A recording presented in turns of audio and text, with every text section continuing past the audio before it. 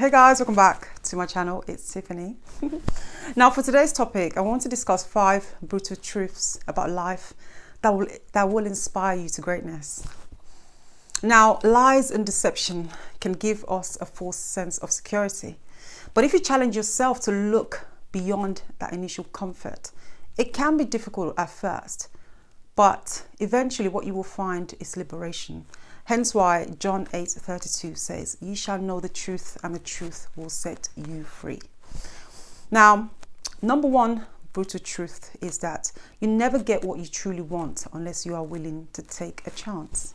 Now, of course, the unknown, the unfamiliar can seem daunting at first, but I think that's the nature of a new path.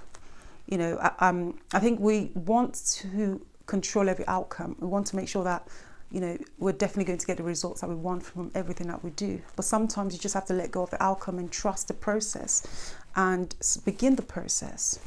And I think that's especially what makes great feats so remarkable. Is that it takes courage. It takes sort of trusting in yourself and trusting that you can get through and you have what it takes. And even if you think about the words of Teddy Roosevelt, the famous man in the arena quote, which says it's about sometimes you will have your face marred with sweat, dust and tears, and you will have to strive valiantly. You know, it's such a battle imagery, but that's how life can be sometimes, when you're fighting for your freedom, when you're fighting to do the right thing, when you're fighting to kind of make sense of life and not be a product of your environment. But again, he continues to say that if you don't do that, and unfortunately you will have to keep company with the timid and cold souls who neither know victory nor defeat. So that's the sense of life, is that if you truly want something, you have to take a chance. You have to let go. You have to begin. You have to trust that everything will work out in the end. It's difficult, but I think this is something we can practice, and it's something we can learn and teach ourselves to do. The second brutal truth is that we overestimate how much and how badly other people think about our failures and mistakes. Hence why I think sometimes we struggle to be spontaneous, we struggle to be courageous or to be intentional. I've seen this in my life, especially. You know, I once talked about how self-conscious I used to feel being in the gym when I first joined the gym, because I didn't know, exactly know how to use all the machines perfectly. I was conscious that maybe I might get it wrong, and people were watching me and they might judge me and say, "What is she doing? Does she even know what she's doing?" And it's hard, but when you begin to understand that only so few people actually really care about you, when you think about everyone, not everyone that knows you actually cares about you. So what about strangers? You know, we are so lost in the thought, and we get so obsessed that everyone is thinking about everything we're doing wrong. But actually, think about the fact that so many people are lost in their own lives. They're lost in trying to make sense of their lives. They have so much going on that you're hardly on their mind, actually. And I think once you realize that, it's actually quite a freeing thought, because then you can let go. You cannot be so self-conscious, and you can begin to do things. You can begin to make mistakes, and you can begin to try, even if you look foolish at first. Because when you think about it, the greatest people who have achieved amazing feats usually did look foolish at first, but you have to dare to go beyond that. You have to dare to be yourself and express, your ideas and your creativity, however mad you may seem at first. There's a quote by Eckhart Tolle that says, "It's not uncommon for people to spend their lives waiting to start living." The third brutal truth about life is that sometimes we are unreliable narrators of our own stories. I do believe that we all create a narrative that fits with how we see ourselves, and that narrative, we use it as a form of a filter, of how we see the world, how we interpret our past, how we interpret how others treat us. Hence why a lot of people come to such negative and restrictive labels, like, oh, maybe I'm a loser, I'm hopeless, I'm not worthy of love, I'm not worth anything. And you have to be quite careful, I think, how you filter your past, because there's a phenomenon called the Rashomon effect that explains how different people can interpret an event in different ways. We all have the power of subjective perception. So sometimes you have to be careful how you see your past, because it determines your future. It determines the story you tell about your future.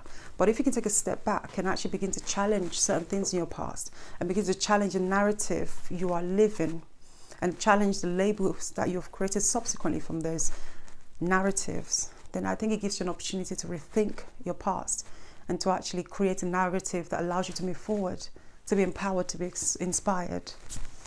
And that's what I mean by being an unreliable narrator of your past. The fourth brutal truth is that there are times when you will need to put yourself first.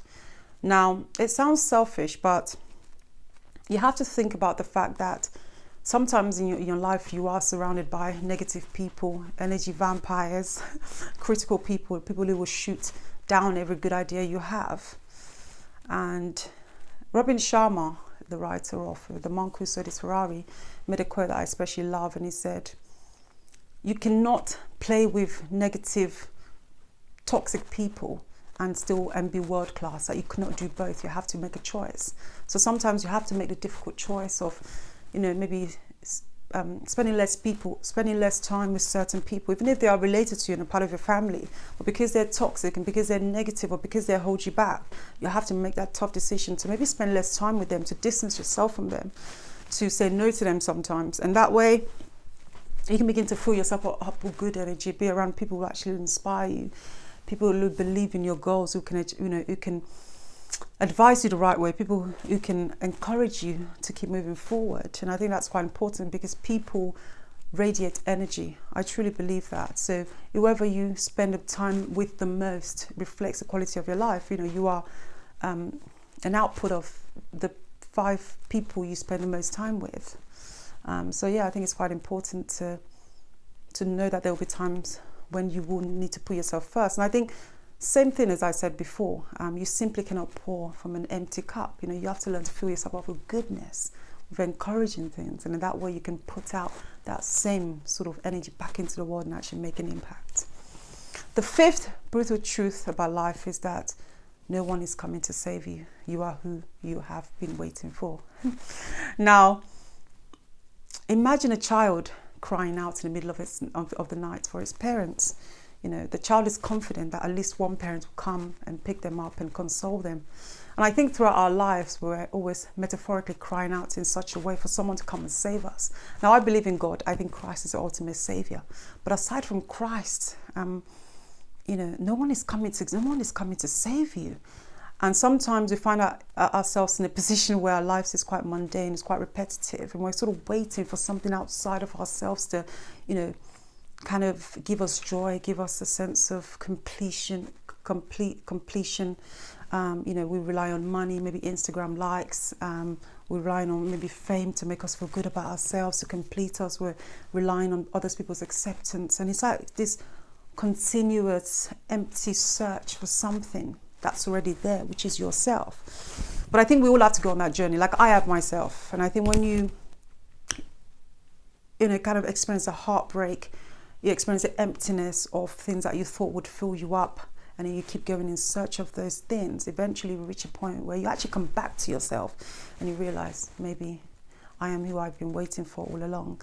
And then, it's nothing wrong with going after, success or prosperity, but you realize that you don't need those things to complete you. You're already enough. Those things are just additional. They're an engine, they're a tool to make life, maybe make you much more resourceful, or maybe to add value in a certain way. So yeah, that's all I want to share. But yeah, I really think life is about embracing some truths that are difficult to learn of. But once you embrace them, it changes how you see the world, and you can be much more empowered to make your dreams a reality. So thanks, guys, for joining me. And always remember that life rewards those who live intentionally. See you soon.